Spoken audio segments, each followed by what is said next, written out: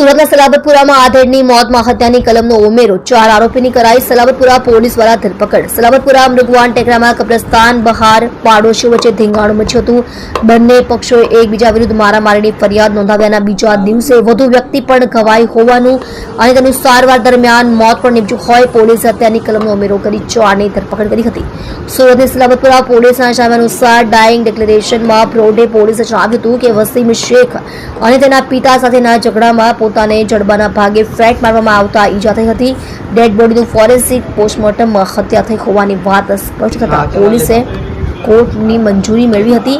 હત્યાની કલમનો ઉમેરો કરી હુમલામાં સામેલ પિતા પુત્ર ઉપરાંત વધુ 2 સાગરીતો રિઝવાન શરીફ શેખ અને મોહમ્મદ એજાઝ રફીક શેખની પણ સલાબતપુરા પોલીસે ધરપકડ કરી હતી।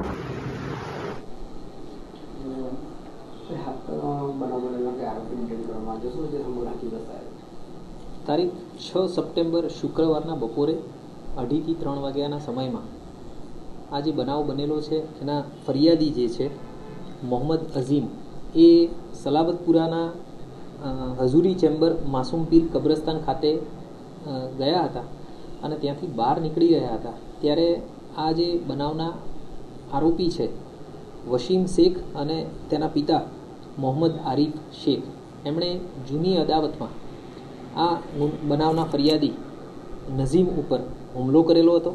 અઝીમ ઉપર હુમલો કરી અને એને ઈજા પહોંચાડી હતી, જેના કારણે થઈ અને અઝીમને તાત્કાલિક હોસ્પિટલ લઈ જવા પડ્યા।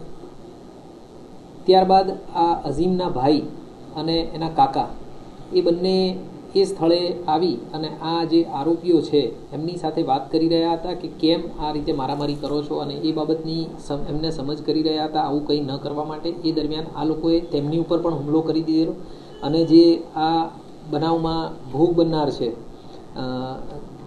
અઝીમના કાકા મોહમ્મદ હનીફ ગુલામ રસૂલ આંસોટી એમની ઉપર એમના ફેસ ઉપર મુક્કા માર્યા અને એમને ગંભીર ઈજાઓ પહોંચાડી હતી, જેના કારણે તેમને હોસ્પિટલાઇઝ કરવામાં આવ્યા હતા અને આ હોસ્પિટલાઇઝ કરવામાં આવ્યા એ દરમિયાન તેમનું અવસાન થયું। જેથી આ જે બનાવ છે એમાં ભારતીય ન્યાય સંહિતાની કલમ 103(1), 189(2), 191(2), 190 અને 191(3)નો ઉમેરો કરવામાં આવેલો છે અને આ જે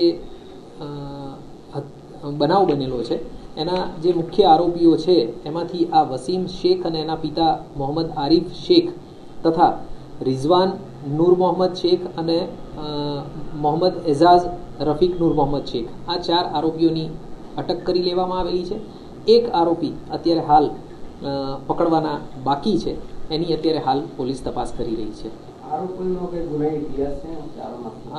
આ જે બંને પક્ષો છે એ એક જ મહોલ્લામાં ખૂબ નજીક જ રહે છે અને 2-2.5 વર્ષ પહેલાં પણ એમની વચ્ચે કોઈ બાબતે ઝઘડો થયેલો હતો એ હકીકત ધ્યાન પર આવેલી છે અને વધારે તપાસ અમારી ચાલુમાં છે।